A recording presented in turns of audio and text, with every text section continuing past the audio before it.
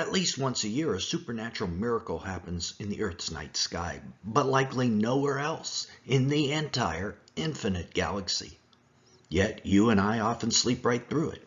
It's called a blood moon, when the shadow of the Earth precisely covers the moon in a lunar eclipse and the moon takes on a blood red color. The ancients, not knowing the astronomical mechanics of a blood moon, made up myths about why the moon turned color. They were right that it was supernatural, they just didn't realize why. Even modern Christians have a lot of theories about how blood moons are connected to prophecy. Some of these theories are right, and some aren't. But again, the Christians realize a blood moon is special. But many miss just how special and supernatural it is. And that's what we're talking about today.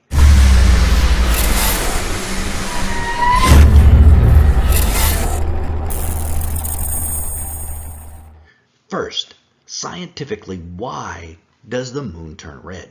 During a full lunar eclipse, the shadow of the Earth causes the surface of the moon to turn completely dark. This allows very small amounts of red light from sunrises and sunsets on the Earth at the edge of the shadow to fall on the completely dark moon and creates this effect. And this doesn't happen anywhere else in the universe. This is what almost no one considers. You see, if the Earth's shadow on the moon was slightly bigger or slightly smaller, this likely would not happen because the sunrise and sunsets wouldn't take place on the edge of the shadow. But it does happen because of an amazingly precise mathematical geometric ratio. The size of the sun compared to the size of the moon is exactly equal to the ratio of the distance from the Earth to the sun compared to the distance of the Earth to the moon. These two identical ratios cause the sun and the moon to appear to be the same size in the night sky. Have you ever noticed that? The sun, of course, is much bigger in reality, but it's much further away. The exact one-for-one appearance makes the moon cover the sun in a solar eclipse and the Earth's shadow completely cover the moon in a lunar eclipse. You probably haven't considered how amazing this coincidence is. The odds of this ratio being this exact is probably like 100 billion trillion to 1. In other words, it isn't accidental. It was designed that way, and the design is supernatural. This is what the ancients and even modern people completely miss because eclipses are so common. The Earth and the rest of our solar system was created in such a precise way as to have the solar and lunar eclipses that exactly cover up the sun and moon, creating the blood moon lunar eclipses and the halo of light around a solar eclipse. Elsewhere in the galaxy, either the apparent size of the star is bigger than the planet's moon, or the moon appears bigger than the star. But only here on Earth does that one-to-one ratio exist. Thus, it was designed. And if it was designed this way for a reason. What are those reasons? First, to testify to the existence of a creator.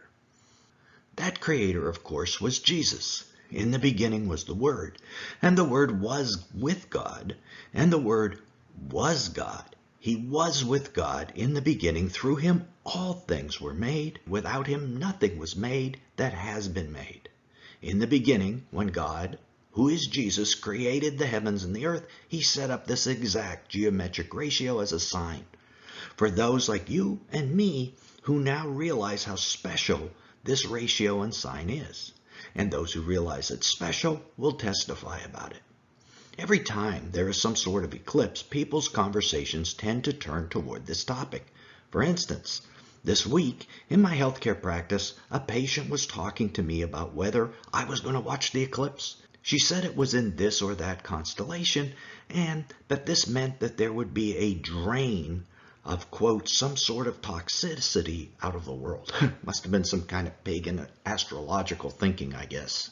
Now, most people's knee-jerk reaction to something like that would be to attack that type of belief. But rather than attack beliefs like this directly, a better approach is to share what you know now about eclipses, about perfect ratio of size to distance in the sun and moon, and the earth that creates the blood moon and solar halos. And the idea that this shows intentional design, just planting a seed that someday may grow into faith. Always being ready to make a defense to everyone who asks you to give an account for the hope that is in you, but with gentleness and respect.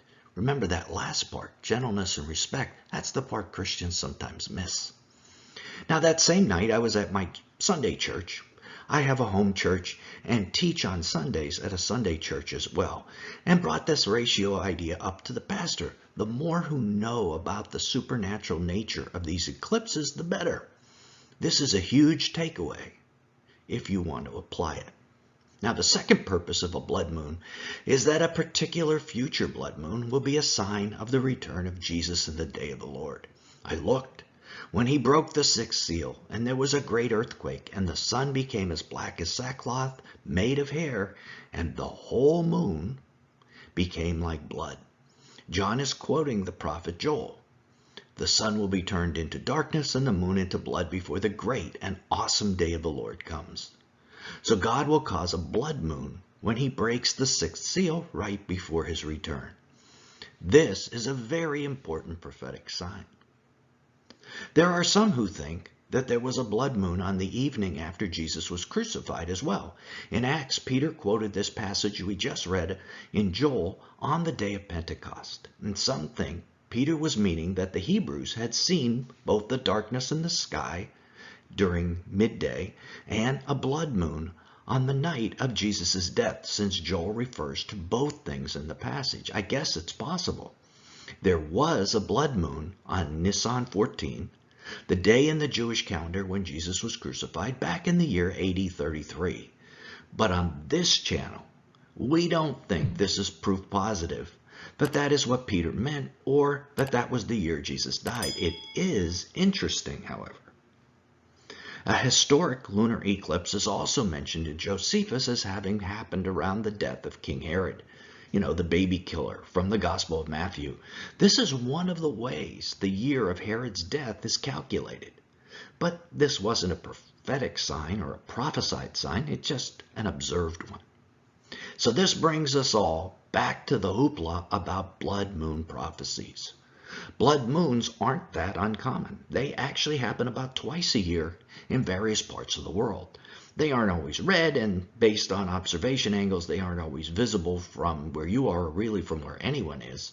But the sheer number of these eclipses should give you a thought that maybe they aren't as important prophetically as people have made them out to be. Also, the Bible doesn't refer to blood moon signs other than what we mentioned before, the blood moon upon the return of Jesus. However, the Bible does make vague references to signs in the sun, moon, and stars, Luke 21:25, which is probably another reference to the sixth seal, and to general signs in the heavens, Luke 21:11. But blood moons aren't mentioned directly anywhere else other than what we quoted. However, Jewish mystic rabbis have made a really big deal out of blood moons, and some of this has bled over into the church. These rabbis say, because the Jewish Hebrew calendar is primarily a lunar one, blood moons are an evil omen for Israel. And because Gentiles or non-Jews have solar-based calendars, solar eclipses are an evil omen for the Gentile nations. However, there is nothing in the Bible to substantiate this. A lot of these mystic rabbis and the Christians influenced by them make a big deal when a blood moon occurs on a certain Jewish feast day, maybe on Passover, because blood moon eclipses can only happen at a full moon. And because some Jewish feasts like Passover and Tabernacles always include a full moon, well, it's very common for blood moons to happen on these days. Very, very, very common.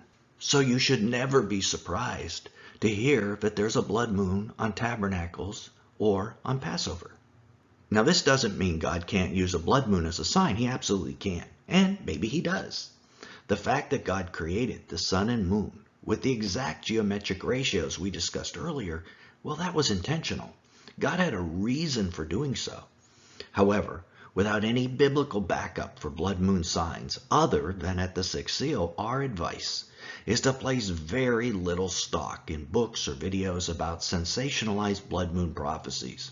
I'm sure you remember all the excitement about blood moon tetrads back in 2014 and 15.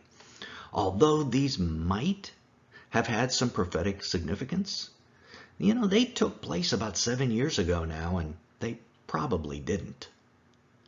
But if you're looking for a sign of Jesus' return, the correct thing to do is to concentrate on the main sign that Jesus gave us that precedes his coming and marks the true beginning of the end times.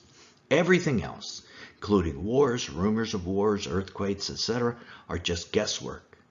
Click right here to see what this sign is that Jesus gave us and why missing this sign can be catastrophically dangerous for churchgoers. Till then, this is Nelson, and I'll see you there.